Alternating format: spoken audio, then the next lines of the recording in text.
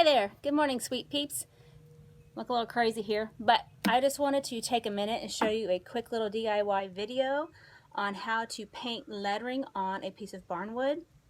This is a project that was given to me from a lady that's come out to our DIY parties a couple of times, and she needs this sign for a baby shower. The back is just plain, they cut it. And on this other side, the weathered side, she wants the word parking and an arrow to let her guests know where to park. So I used a manila envelope and I cut it down to fit on my mat for my Cricut.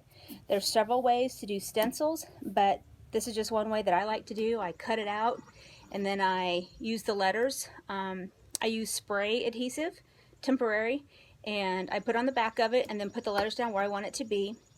When I'm done tracing this out, I can pull the letters off and they're not going to stick to my board. So that's what I did. I used the manila envelope and cut out the word parking and the arrow.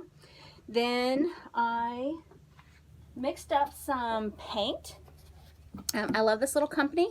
It's called Poppy's Paint Powder.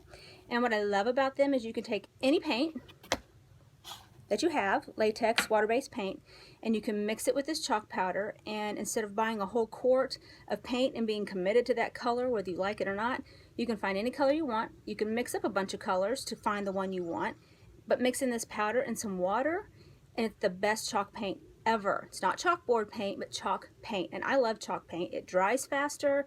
I like the way it goes on. It's easy to use. So that's what I did. The directions are a cup of paint to a quarter cup of the powder and 2 tablespoons of water, and all the directions are on the back. But I broke it down half, so I only used like 4 ounces of paint, 1/8 of a cup of the powder, and a tablespoon of warm water, and I mixed that up so that it looks like this. It's like a little pasty. I'm outside, so there's all kinds of noises. Anywho, so I mixed it up, and that's what I'm going to use today. But one little tip I want to show you is when I put these letters down on here, you're like, well, how do you paint those letters? Well, here's what I do. I use a painter's pen. This is an old one that I had. It'd probably be best to do a thin line, but the medium's fine. So I got the paint moving in it, and then I come along, I don't know if you can see this, and I just trace out my arrow. And this gives me my outline. You can use paint pens, or if you're using a black paint for your lettering, you could use a Sharpie, a really thin line Sharpie. But I'm just doing this for today because the lettering, she wants white. When I complete all this, I will pull the letters off, and then I will finish filling it in with paint, the chalk paint that I have, and then I will wax the whole thing with a clear wax so that it maintains its weathered barnwood look. So I will finish this up, and then I will come back on here and show you what it looks like when I'm done. Thanks. Okay, I'm back, and it is all finished. So I want to show you the finished product.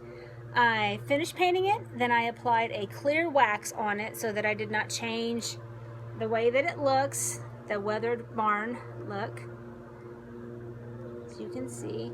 I also want to share that I laid the letters down the way I did and traced around them and painted it so that I could avoid as much bleed through as possible. With regular stencils, sometimes you have to worry about bleeding underneath the stencil. I will say, after this is my first time kind of painting on barnwood like this. It is not for the perfectionist. So if you want clean, straight lines, you're not going to get that on barnwood because there's so many cracks, and I don't know what you call it, but so much in the wood, so you're not always going to get perfect lines. Also, it is very long and tedious to paint on this. I think it took me 1.5 hours to paint this, and normally I paint a little faster than that. But I will say I like the way it turned out. It's beautiful. I hope my friend is pleased with it and that she likes it as much as I do. I'm going to do something now with it. I've let it dry about 30 minutes. And a little tip that I have for you is when you put on wax on a surface like this, especially the furniture waxes like Annie Sloan or Heirloom Traditions or Daddy Vans, my new favorite, is after it sets for a little bit, get yourself a handheld car waxer, the buffer things. They're like, I think they're like a 6-inch pad that goes on the bottom of it. Put on the cloth one and take to buffing this thing, and it just pulls the shine out of the wax, and it makes it look like a work of art. There is a wasp in the camera. Makes it look like a work of art. And that is my new trick for using on wax that I use on furniture and stuff, is to get that waxer out, and it just buffs it, and the shine is beautiful. So I hope you enjoyed this little bit, this little video. Little video. I enjoyed it. I had so much fun. I love doing things for people, and I hope she loves it as much as I do. Thanks for joining me. See you later.